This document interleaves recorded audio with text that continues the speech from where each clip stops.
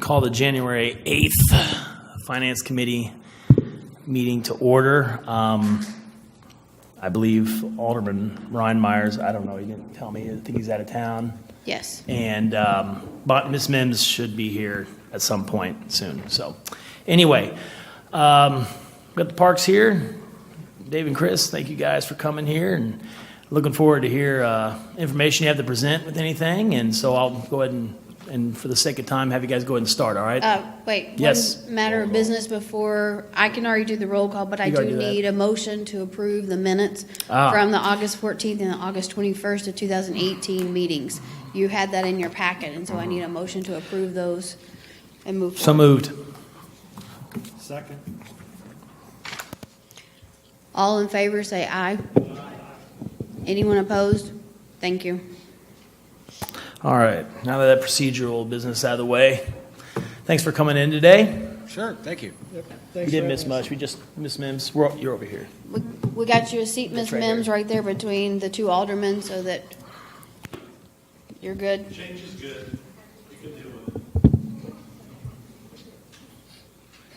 it. Me too. All right. For creatures that have it. All right, I just want to say thanks for scheduling some time so that the parks can come out here and request a sales tax update to what we are currently getting. Parks does need a sales tax increase. Our duty is to ensure the future of the parks. In 2016, we did get a reduction in our revenue by 25% by sharing with stormwater control. And this really reduced our ability to maintain all the facilities we're supposed to maintain, as well as the right-of-way beautifications that we do in a lot of the gateways of the city. Current sales tax is an 1/8 of a cent right now, with the TIF eats split and the 25% split with stormwater. It really cuts into how much money we have for maintenance. We have lost the ability to match grants. And it's not leaving our right-of-ways looking the way they were when we initially took on that role. Declining sales tax revenue and the increased cost of maintenance is just not sustainable where we are. In our current budget, if we were to spend everything down to the T, what our plan was to spend out of our expenses, we would be short by $53,000 as compared to our revenue. We would have to draw $53,000 out of the park fund to complete where we are with our expense needs. The Park Board does recommend that the Board of Aldermen allow a question to be placed on the ballot for a sustainable and improvement level of funding for the Parks Department. Right here, it shows where we meet or exceed local standards of practice, national and local standards of practice, acres of undeveloped parkland, baseball and softball fields, and skate parks. We meet those standards of service. We don't meet in neighborhood parks, community parks, special use facilities, shelter houses, multipurpose fields, basketball courts, tennis courts, playgrounds, dog parks, and miles of paved trails. Right now, Raytown is not meeting the standards of service compared to other cities of similar size and population. We would like to, we just do not have the funds available. In our 2016 master plan, we did a lot of surveys of Raytown citizens. This is how they broke down how they would rank the importance of parks to the community. Very important at 37%, somewhat important at 47%, and right there, that's 84% of Raytown citizens supporting parks, believing they are at least somewhat important to the city. I'd like to show you now our revenue history going back about 20 years. As you can see, all the way back to 1999, we were up at a level well over $1 million, 1.3 million, ranging up to even over 1.6 at times. A lot of that revenue not only was, not only property tax and sales tax, but also some revenue that we had at Super Splash. As you can see right now, 2017, 2018, these last couple years, we are under $1 million. The last time the parks was under $1 million was 1994 in revenue. So that is quite a step back. We are not able to bring new features just new features and new facilities to Raytown since 2009. That drastic revenue drop from the economy, 2008, 2009 timeframe, as well as a drop in super splash revenue, left the parks just unable to improve, honestly. To break it down a little bit more, we have about a 20-year history of the sales tax and super splash net revenue that the parks was using to fund our grants, used to fund our capital improvements, and just maintain our parks. As you can see, some big years there, 1999, 2002, 2003, 2004, right around those numbers. We were operating as if the revenue from Super Splash was equal to a quarter-cent sales tax. Once we got down into 2007, 2008, 2009, that revenue went away. Again, that's right in the time frame where we were not able to bring any new things to the city of Raytown. We're just at a maintenance level. We weren't able to bring new facilities that, again, I think our citizens would really like to have. And again, you know, just common questions that you get from being a parks department. People say, well, what happened to all that revenue that all that expenses that you're putting into Super Splash? Why don't you use that to do other things? Well, if you see here, 10 years ago, Super Splash was holding up the Parks Department. We were using that revenue as an additional income source to, again, in those times, we developed a BMX track. We developed Kritzer Park from nothing. Carnegie Park, we did a total redevelopment there. And without that revenue, with that lack of revenue, we just do not have the capability to bring new things into town, which I do believe our citizens want and they deserve. So this is showing you some of the things that this is what lack of maintenance looks like. This is Carnegie Park. And in fact, these problems keep getting worse. In the last 2 weeks, we have lost another 100 blocks since kids have been off on Christmas break, and we've actually had some decent weather. They've been outside, and they've kicked a lot of these blocks into the pond. It's a big effort to try to get those back out and get them locked down into place. And again, another one everybody knows about, this is Court 3 on Carnegie Park. We have shut that down. As you can see, especially if you look over on that left photograph, we've done everything we can by manufacturer standards, pretty much. McConnell and Associates built those courts, and we kept saying, what could patch it? What can we do? What can get us another few years out of these courts? And you can see on that left picture there, not only have we patched it, and that has failed, our guys have tried to grind down the heaving. You know, that big slab is heaving a little bit because of the water underneath. And we've tried to grind it down the best we could to make it as playable for as long as possible, and that's no longer possible. We've just had to close facilities. The current sales tax fund, required projects are not possible with our current income rate. We pay as we go. We have no debt, so that we're thankful for that. We have 9 full-time employees, 171 acres, compared to 10 staff back in 2009 when we started our downtrend on our revenue. 2019 revenue at 1/8 of a cent. The full sales tax at 1/8 of a cent is $410,000. The TIF takes away about $51,000 of that. Parks gets 75% of the remainder, and that's $277,000. Stormwater gets 25%, that's $81,000. Those numbers are from the 2019 budget. Compared to other cities in the metro area, we are at an 1/8 cent sales tax. Grandview and Kansas City, of course, are at the 1/2 cent sales tax. Gladstone, Liberty, Lee Summit, all at a 1/4 cent sales tax. They are able to have a lot more staff dedicated to parks, dedicated to put on programs and the maintenance of the facilities. And here we are in Raytown with less than half, sometimes a third of the staff needed, or compared to other communities anyway.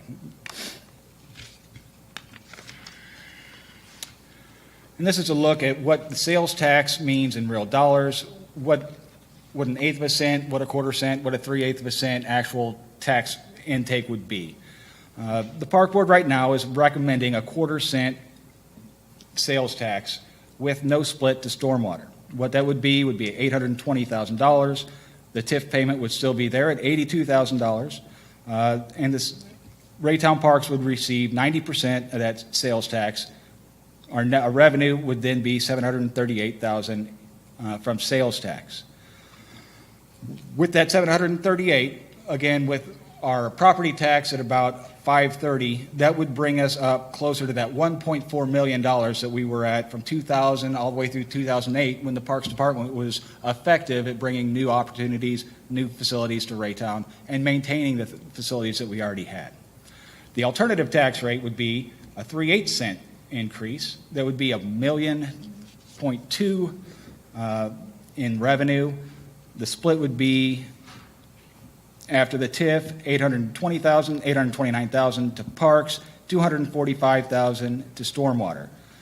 The difference here is that the Parks Department would net 67% of the sales tax in that one. The Park Board, again, that is, I think, is why they recommend going up to a 1/4 cent. It would be less money collected. It would be less of a burden on the citizens.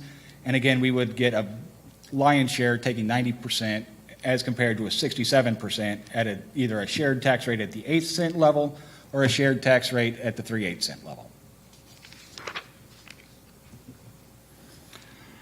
All right. Splitting the sales tax with stormwater at 75% and 25% at a 1/4 cent level does not cover the Park Department's maintenance responsibilities. The numbers just aren't high enough for us to get in and do all the repairs that we need to these big facilities. At Carnegie Park, I talked to, again, McConnell and Associates. They redid Coleman Park. They were originally did Carnegie Park. They're estimating that $280,000 for a repair replacement there. At that 3/8 cent tax level with with a 1/4 cent tax level with the split with stormwater, that would still have to be spread out over a couple years. It's not like we could do that. It's just in a budget year. So the Park Board's not comfortable with that level right now. Here we go. Some good things. What the funds could be spent for. 2016, we did do a master plan, and they identified certain things that the citizens of Raytown definitely wanted. Amenities that they wanted in town. A dog park is one. A splash pad. Ever since I've been here for 19 years, it's been a goal of the Parks Department to open a park in the northeast corner of Raytown. Those people pay just as much tax towards parks as everybody else in town, and yet they have no local park. So I think that is a good plan to try to get a park up in that area of town. We also have deferred maintenance on all of our parks. There's repairs and renovations that need to be made. Replacement to some of our structures. The trails need to be overlaid every 8 years. And our recreation facilities, we just want to make sure that they're up to snuff and that they're in a safe condition for all of the citizens using them. We also need to develop a plan for Super Splash. That property right now is another closed facility at the Parks Department that we cannot afford to operate. Whatever solution is there, if we have to redevelop that property, you're talking $500,000 to $600,000 to get us down to bare earth, to where we can start a project. And again, that is not a sustainable thing for the Parks Department, especially at the funding we're at now. We also need to continue our right-of-way beautification as originated by the 8 cent sales tax that started in 2003. Coleman Park, again, there's just projects all over the place. My highest priority there would be changing the restrooms. Those are original from 1964. Carnegie tennis courts, again, those were done in 2004. Those are supposed to be overlaid every 6 to 8 years. They have not been that, and now we're in a bad condition. The restroom at Carnegie Park is, again, another 1960s construction project. Minor Smith Park, we just have a common trail overlay. Southwood Park, the playground there is aging. We're getting close to 18 to 20 years there. Kritzer Park, the playgrounds, that park was built in 2000, 2001, so again, we're getting 17, 18 years down the road on those playgrounds there that need to be updated. Repurposing the site of Super Splash either into a dog park, possibly a spray ground, and then the Northeast Park in Raytown. Those are all goals that we are looking forward to taking on and making better. Also, ongoing maintenance just at all the parks. Almost all of our shelter houses, 90% of our shelter houses need to be looked at, maintained, or replaced. And again, the right-of-way beautification is just not being maintained. We're just not able to maintain it in a way that it was planned originally. Those first 7 years of that sales tax, to 2003 to 2010, were beautiful. We had really nice streets, really nice plantings. The result is now we've gone to some hardscape things that are not new, fresh, changing with the seasons, not a beautification, but are easy to maintain. So that's the difference. Project Off Leash Dog Park. I'm sure you've talked to Raytown citizens. You've heard it for quite a while. That is something that would be a high demand. That would be something that would draw people to wherever we put it in town. The dog park is a destination park. We'd like to have that. Our citizens would like to have that. And then a splash pad or a spray ground. That's another one that we have been contacted at the parks a lot. It also shows up in our master plan that is something that is missing from town. That would be in addition to a current park. I would really like to see a splash pad either at Carnegie Park. It's a very nice common community park where kids can walk to, or at Kritzer Park. It's just a big neighborhood park. There's enough room there, enough young families there that they could really take advantage of that. And that is also a destination. People would come across town to go spend some time at the park, get their kids outdoors, and take advantage of that facility. Our surveys show that citizens support the parks and that they would support an increase in tax if they see the direct benefits for themselves and their families. The alternatives to funding the parks at a sustainable level is further deterioration and allowing these what could be direct liabilities to accumulate. They're not going to get better without the funding to fix them. And so a lot of these things, these aging playgrounds, it gets to be a real problem. When if there is a big damage or something happens, just say, a tornado comes through and takes out a playground that's 18 years old, and the manufacturer's suggested use is 18 to 20 years, insurance is not going to pay out on that. That's not going to pay out at a replacement value on that.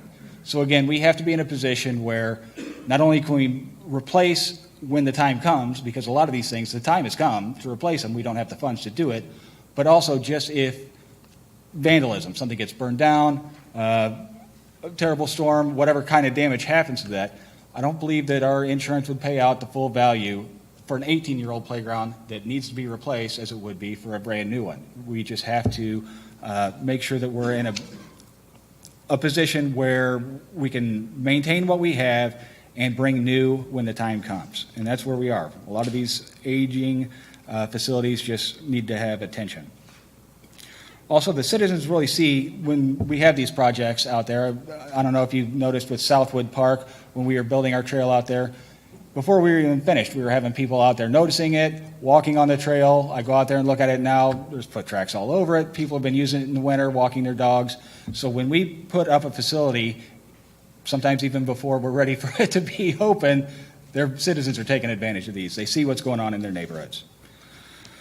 So the park board would like to ask a sales tax question. Shall the city of Raytown impose an increase to an existing sales tax from the current rate of 1/8 cent to 1/4 cent for the purpose of funding strictly the Raytown Parks Department for a term to sunset in 10 years within the city of Raytown?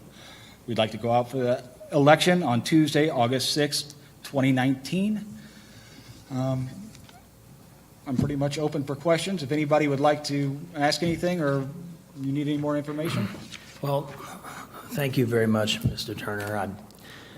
I appreciate, and I know the committee up here does as well, all the information you've provided us with, and also the park board, all the efforts everyone's put in there. You guys are coming to us as an advisory board to try to provide a suggestion on how to better enhance our community, and what we need to do in looking ahead, and I appreciate that.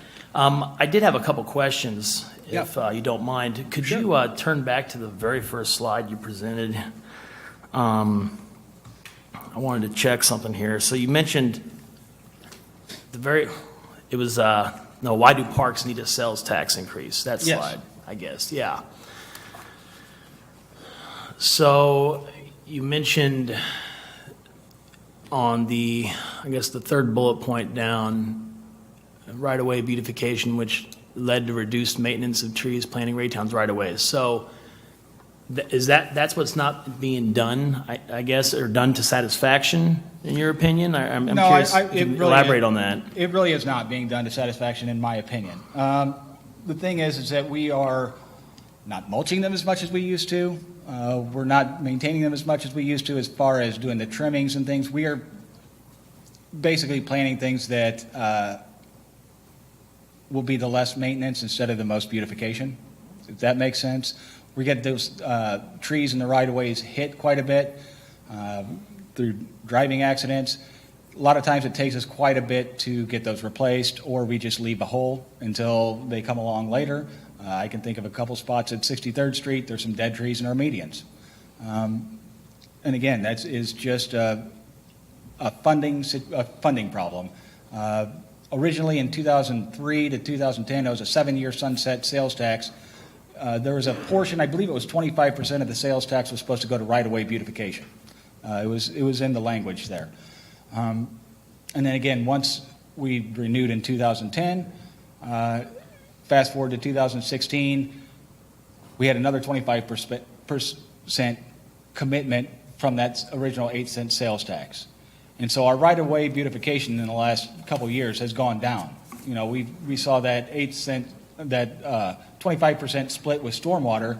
We're like, well, that was what was paying for right-of-ways. Well, I'm going to take exception to that second, I guess, bullet point there. You know, I wasn't around in 2010 when the Board of Aldermen changed the ballot language, and it may have been at the 11th hour. Mm-hmm. I can't recall because I wasn't in college. I just wasn't here. Anyway, the point is that it was reduced obviously because of the ballot language, and I know it's a tough situation for you guys, but the point is, at the end of the day, you have to have integrity with the ballot language, and Alderman Karen Black pointed that out, and the board at the time did agree to change that. So, I mean, obviously we did reduce it, but I don't want it to come off as it was an arbitrary decision. You know, obviously there was a reason why, not just to harbor stormwater funds. And I understand in 2010 they probably put that on there because they thought it was more likely to pass as well. I get it. And maybe the problem is that the Board of Aldermen at the time should have probably better communicated with Parks. You know, that's probably the issue with that. But that was obviously the reason why on that. My next question, and could you explain your reserve fund balance? Sure. To me. Okay. Or to us, rather. Yeah, our reserve fund balance had a huge leap just in the last year. $100,000, right? It was more than that. Okay. Our projection going in, when I was writing the budget, was that we were going to come into 2019 budget year with $688,000. What it is now is just right at $900,000. That was because we spent a good portion of that year down 2 to 3 employees. Again, we had 2 maintenance positions open well into April and May. So that's 6 months of not paying those 2 salaries, as well as the director's salary, which is not, again, February until late May. So most of that was an employee? That was almost all salaries. Okay. That was almost all salaries. Is that we did the projects we were going to do. We spent the money we were going to do. We were going to spend on our, we bought our truck. We did our trail. We did our capital improvements. We didn't overspend. And then when that all rolled over, it was a much larger sum than would be on a normal year, definitely. Okay. And again, I got a few questions, but if anyone has any questions, just hit your button and I'll make sure I get you in. And I appreciate you giving me that information, because, Sure. And I don't know why 100,000 sticking. I think I wrote it down. I may have been looking at something. Sure. And kind of stuck that in there, but that makes pretty good sense why that was the case. And you estimate that this year it's going to be $53,000 out of the reserve fund you're going to have to spend at the balance. Well, as you've noticed, the Parks is really good at coming in under budget. Yeah. So that's exactly what we're trying to do is, here's a key example. We hooked up with the project that was already ongoing on 59th Street, our big capital improvement this year. You know, our big wad that we were going to spend was on paving our parking lot. So So that, we got in on the bid Yeah. that was already done on 59th Street. Damon hooked me up there, and we got our project done almost $5,000 under because it was a Okay. much larger project that we were doing, other than the company coming out and doing a parking lot. They were doing that street and a parking lot, so we got tacked on, and anytime we can save money like that, we're gonna do that. so you estimate around $53,000 that's gonna come out of, in the red, so to speak? It would be. That'd It would be a correct If statement? If it was, everything was down to the penny, what our expenses were, yes, we would be drawing How much $53,000. of that 53,000 is included from the election, the potential election cost? I believe that is right around 30. So out of that 53,000, 30 is for the election. Right. Okay. That doesn't. So get us- hypothetically, if there was no election, you're talking about 23, something like that. Right, and we'd have tennis courts and a water park that we're not getting Sure. addressed. Well, and that's my next question I was going to go into. And again, obviously, I got a few, but Sure, keep anyone coming. feel free. And I appreciate all the answers. I really do. Going back to, you had the chart going into the park revenue history from like 99 to 18. Yes, And I have, obviously, 17 and 18 was without Super Splash. Thank you for pulling that up. sure. You have Super Splash operating as a loss, and obviously this was a contentious issue with the public when it was taking place, operating as a loss since 2009, correct? Yes, Okay. So let me ask you this. With the park board deciding, and with obviously the Board of Aldermen, I believe at the time, a majority supported that decision that the park board made on closing Super Splash. How much net did you guys save from that? I want to get a better understanding per Okay. year by closing that down, because obviously it was declining in terms No, of, it it used to was- be a profit. Yeah. And then obviously for several years, and I don't know exact number, but for some reason, 1.4 million over the course of all the losing years sticks out in my head of what I remember of all those years of loss, I guess. is what entire- it was. loss Yes, of the entirety. entirety since. pretty close. It would probably be pretty close. Yeah, The thing is- 2009. The thing is that, I don't know if you remember or not, 2016, we operated basically even, but we put almost no maintenance into the facility. Yeah, it was deferred maintenance, yeah. And we got basically pushed $80,000 from the city's general fund so that we could operate it and we wouldn't close it down. And that with the additional $80,000, good weather, no maintenance, we broke even. That can't go on forever, in my opinion. I see. So even with the closure of Super Splash, we're not where we need to be. No. I mean, No. obviously, I'm not even talking about expansion. I'm talking about just maintenance, maintaining. No, yeah, Yeah. maintenance, that's it. Some of these projects that we need to do, again, Carnegie Park, I've talked to the contractors who do these things, and that's a $280,000 project. If we could even match the grants now, LWCF grants would be 40%. Where am I going to come up with the $190,000 for the other end of that to match the grant? Let me ask. I don't have it. Has some deferred maintenance for some projects been able to take place though since the closure of Super Splash? Like, Well, have- we dropped an employee, but we have done as much in-house as possible. Maintenance, one of our full-time employees is a certified playground inspector. So he goes around, he does those checks once a week, I believe, on Fridays. Anytime he sees something that's going on, if it's nuts and bolts, we can fix that. But if there's structural damage and things like that, that's a lot of times beyond what we can do. And we've got the storage building and the parking lot too. Yeah. So we've been doing some projects. We've been doing some projects, but some of them we just have to put off. And one of the things the park board had discussed, we do have that surplus right now, but without knowing in advance what's going to happen with the tax question, we wanted to try and not spend too much of that in case we don't get what we need, and we've got a little bit of money to plan out what we're going to do with that Yeah. going forward. In August of 2020, that's why we're pushing for August of this year. If it gets voted down, we can get another year to try to make something happen. If we get past August 2020 without a tax issue, there's going to be a funding gap. There's going to be 37% of our revenue that drops off from here. And see, that's a concern that I have.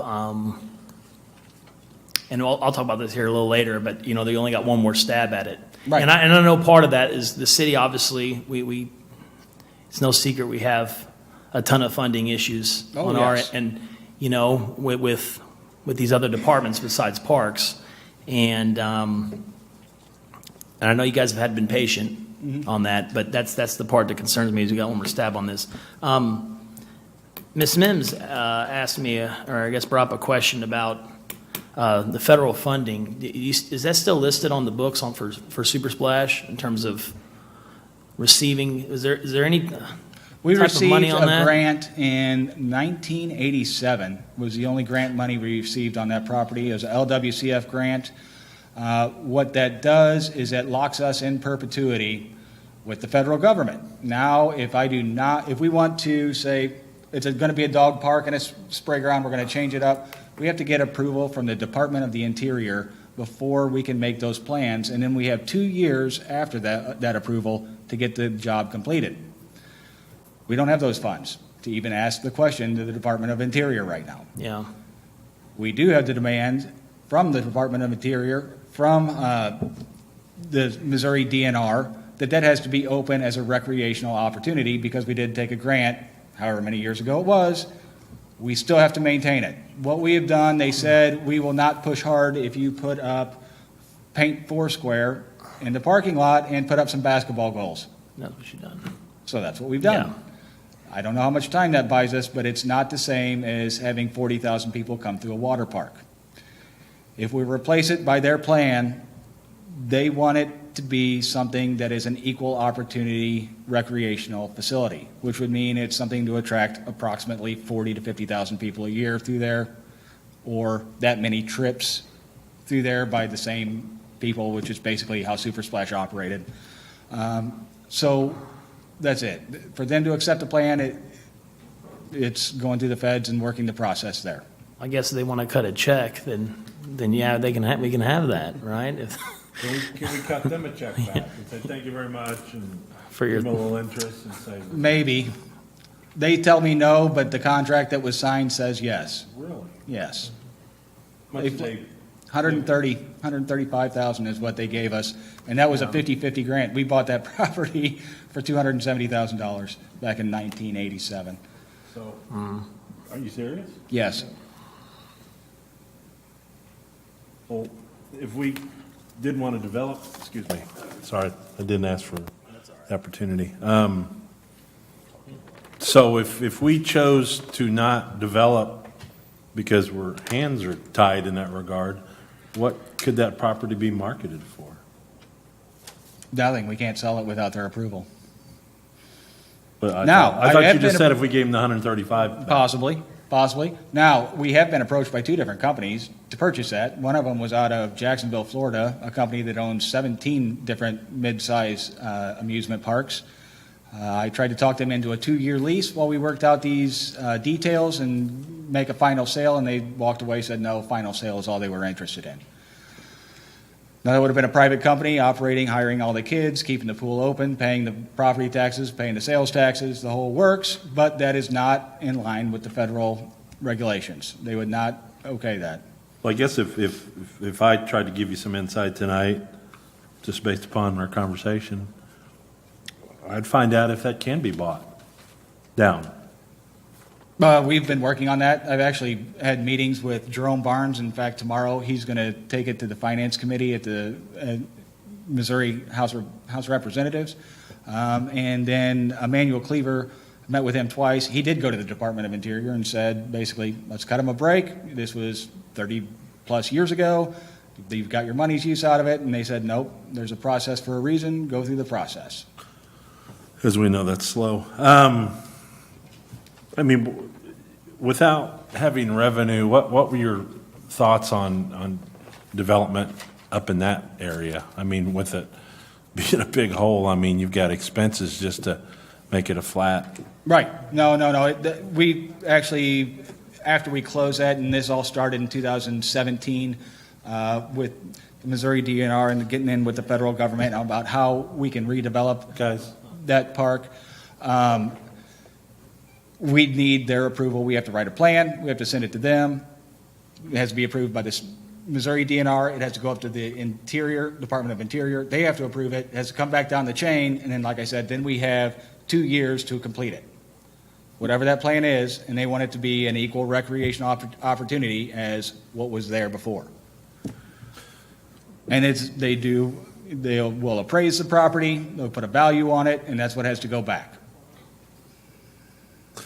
well, I'm not telling you anything you don't know, but nobody said Parks was easy. Oh, exactly. It's all fun and games until you start doing it. A couple of your references in your presentation, thanks for putting that together, guys. I know this isn't easy stuff. You know, when you talk about our standards and our comps, Sure. when we take it outside our community, I always am hesitant to put Raytown in the same magnifying glass as other communities that have larger tax Right, base. pools, bases, communities that actually pass their sales tax initiatives. I mean, as you propose not renewing the 25% of the stormwater allocation, I mean, I would have zero problem if we'd have got that tax passed in August and we'd have got proper revenue for our infrastructure. I don't think anybody on this board tonight would have a problem saying, we got ours in August, but unfortunately, that didn't happen. So, I mean, as you go through your budget and your projects, and everybody knows time's money, so, I mean, something that you guys put on the drawing board 2 years ago, and whatever estimates you thought those projects needed to be, 2 years later, they've gone up. Oh, definitely. So, I mean, that wheel's just continuing to spin, and dollars are flying out the sides of it, but $80,000 for our storm projects, any given Tuesday night, we get just a matter of time, pants on fire, something broke, something broke, something broke, something broke. Right. So, I mean, the comps to the other cities and their revenue base, I know we need our parks to draw families to our community. It's one of our strongest selling points right now that our community probably has. And you guys do an outstanding job of it. But Jason brought up a good point, and I think we seriously need to think about, and maybe you guys' ability to sell your needs to the community. People have a soft spot for parks. I mean, they have a history of passing. I couldn't tell you probably the last time a parks tax, do you know a parks tax failed in Raytown? Well, one time, many, many years ago, they were asking for a senior center. That was the only time I remember it. And again, that was 14 plus years ago. That's convenient timing. Anyway, If I could say something. sure. I know the park board has had over a year to discuss how we wanted to go about doing this. And I think we've just recently come to the conclusion that the Parks Board thinks that the way that we're asking this, if we get the alderman's approval, has the best chance of passing of any other combination. That's just what the Park Board feels. We think that changing it would reduce the chances of it passing. And that's why we've asked for what we're asking for. What was that? Cover that last part again with me, Chris. The reason that Parks is asking for what we're asking for, the 1/4 cent with no split, is because we think that asking it that way, it gives us the best chance of it passing. That's the reasons that we're asking this way. We think a 1/4 cent is easier to stomach. We don't think that just asking for enough to get us by will be enough. We think that there needs to be something like a dog park added on to get people excited Something about tangible. it and get them to come vote for it. And if we only ask for a quarter cent, if we split it, that's not enough. Well, let me, and I understand your perspective, and I understand the Parks Board perspective on that. I really do, because the idea of something tangible obviously is something that voters want to see in here. They want to see exactly what their money bought. Yep. I totally understand that concept. But I will take an exception to the idea of having this as one question personally bothers me. It makes me a little nervous. The one question you guys have: shall the city of Raytown impose an increase in existing sales tax? Because it's obviously getting ready to sunset out from the current rate of 1/8 of a cent to a quarter cent. So in a sense, doubling the existing sales tax, and then also removing the quarter stormwater on there. Now, obviously, this would be a sunset as well. Yes. You know, and I think that's something that is obviously good as well, because it obviously it gets back and gets revisited. If there's an issue 10 years from now, voters can have a chance to say no. I like the idea of sunsets. I really do, personally. My gut tells me, and at least from conversations I've had with folks around town too, and I know you all have had different conversations, everyone has, I feel like this should be two questions. I'd like to see the first question is the existing tax renewal. Shall this be an existing renewal of this tax? Because my fear is that with this tax environment right now, which ain't necessarily conducive to this, that not only would the increase go down, since you're tying the increase to the existing. So let's say somebody doesn't want to vote for a tax increase. Well, there's no option for them to vote to maintain the current funding, so they may just vote no. In fact, I could see that. You know, Raytown, in terms of sales taxes, we're already in a situation comparable to other cities where I think Kansas City and us are about dead even. And I think our sales tax rate, I'm pretty sure, is higher than anybody else. Missy, could you answer that question about comparing? Do you have any idea about sales tax rates in terms of Lee Summit, you know, and Grandview sir. around the area? Yes, sir. We are in the highest brackets for sales tax, adjacent to Kansas City, Missouri. Two of your adjacent municipalities, their base sales tax, yes, is lower than ours. So I guess my concern is that tying the existing revenue to a tax increase may leave us without both. And then, like we mentioned earlier, I made the comment, we got one more stab at it. Well, what if that doesn't work out either? You see what I'm saying? And so that's where I'm a little hesitant. You want, Mr. Turner? I'd like to discuss that right now. If you look at this was survey results from, again, our 2016 Master Park Plan. That top one right there, does it make the city more desirable place to live? 83%. Improve physical health and fitness? 83%. When was the last time you heard 83% of people in town agree on something? Well, increase property values? 75%. Wait, sorry. Does it preserve open spaces and environments? 63%. Does it help attract new businesses and residents? 67%. And here's the next one. If the city places a ballot issue before the public establishing a total half-cent sales tax, the max we could possibly get, might vote for it, 61%. This was, again, 2016. We're not asking for the half-cent sales tax. And this is the most recent information we have as far as polling from the voters. So we're fairly confident that if we ask for a quarter-cent sales tax, we can get that. I think really citizens support the parks. They're involved with the parks quite a bit.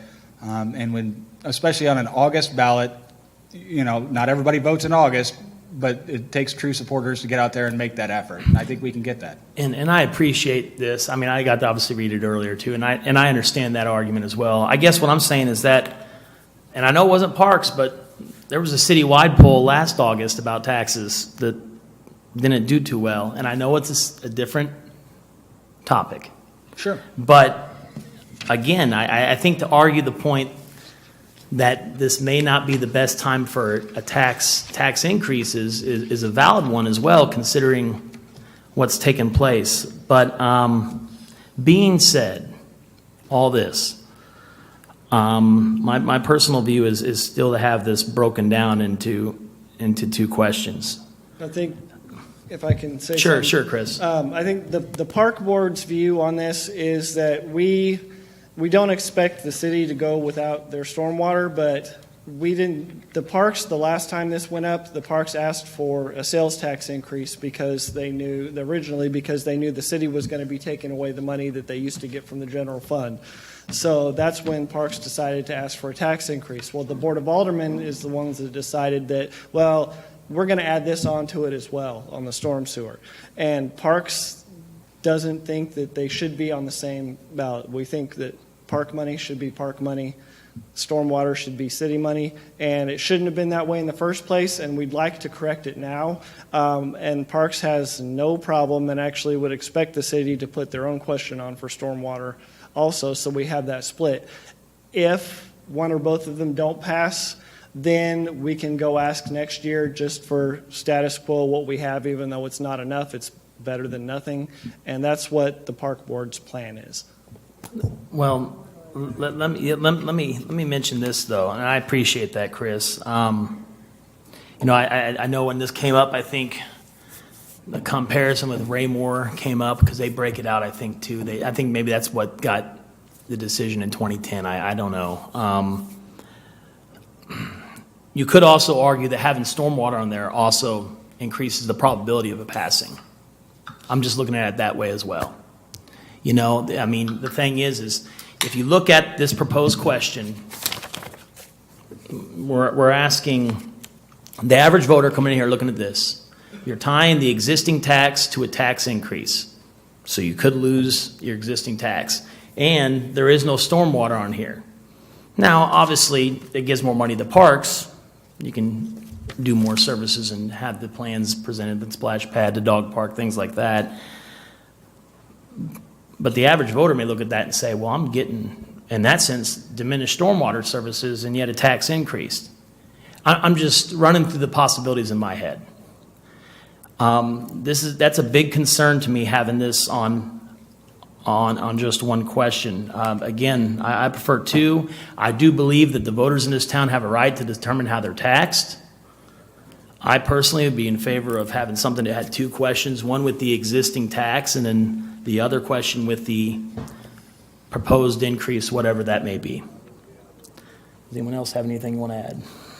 I've been talking enough today. I think that would be, in my opinion, just a little confusing. As far as having two parks tax questions, I'd prefer take our chances with one, but I understand your concern. I know I can bring it back to the park board, but that's something that we had already discussed, and they were not agreeable to that. And our in the safety past. net is that we do get another year to come back. That's it, is that if all else fails and the voters say, no, that's not it, then we can read the signs from there and say, give us our 8 cent, please. We'll just maintain if that's what you want. So that's why we were wanting to go out in 2019. Yeah, and I understand, but at the end of the day, when whatever's decided by the board, it's going to go in front of this board Right. as a whole. And this board as a whole is going to make that decision on what's going to be on that ballot. So I think there's good conversation here on both sides of the argument here in terms of how we tax and things such as that. Alderman Myers has a question. Go right ahead. Thank you, Mr. Chairman Green. Trying to speculate how the public's going to be persuaded one way or the other is a risky business anymore in city business. But I'll just give you my assessment, and you can Sure. probably buy you a piece of gum. Your shot, in my opinion, is August, your best one, because there's going to be other entities lining up Right. after that. I can't guarantee it, but I wouldn't be shocked if the city doesn't put some proposal together for $40 million worth of roads that were assessed. Okay, so you probably don't want to be coming in behind everybody that's just my assessment of it. Sure. I'd put your best plan together for 2019 with the best concept that you think our public may or may not go with. That's what the park board's done. We believe this is the best plan for parks. Because the fallback plan, after Yeah. cities got their money, I mean, I'm just trying to give you some insight in that regard so, I mean, you've established a need, I mean, and no doubt. It's tough to run the park system with the revenue. You guys made hay when haymaking season was in season in Oh, 2002, 2000. You bought your stuff, you bought all your good, that was wise, because the money was flowing, and then, as we all know, the deposit bags stopped coming in. Right, but the thing is, the facilities didn't go away. Right. Kritzer Park is still there, 18 years in, and those playgrounds, they're, at that time, they were $28,000, $30,000 each.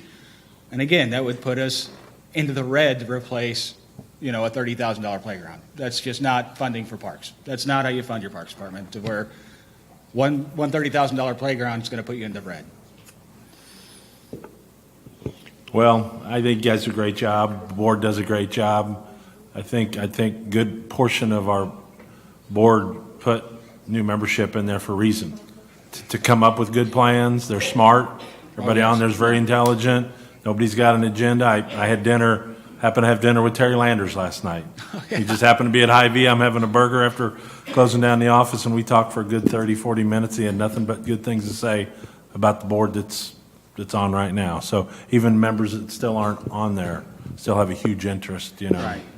in this stuff. So let us know how we can help. We want to be an ally, not an opponent. Oh, definitely. Okay, thank you. Chairman, are you at this time wanting additional information to be brought back? I know they're going to want a motion to go to the full board as soon as possible so they can get out and start doing their educational pieces and, their community involvement on this matter. So at this current time, you heard their recommendation, and I'm looking for direction as to whether you want this to come back to you the first meeting of February, that's your next finance meeting, or if you want it to go to the full board as a study session and have the full board toss back and forth the recommendation that the park board has brought, because as you mentioned, it is the Board of Aldermen who dictates to staff the language you want on the ballot. I appreciate your comments, because I was getting ready to actually go to you, because we're closing down here in terms of the Alderman meeting.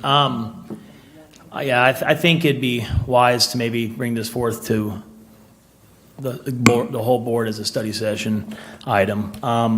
Do we have to take a vote on that as a committee here to do that, or is that something we could just? No, sir, I don't do need a already? motion for that. We will just schedule that So the study accordingly. session.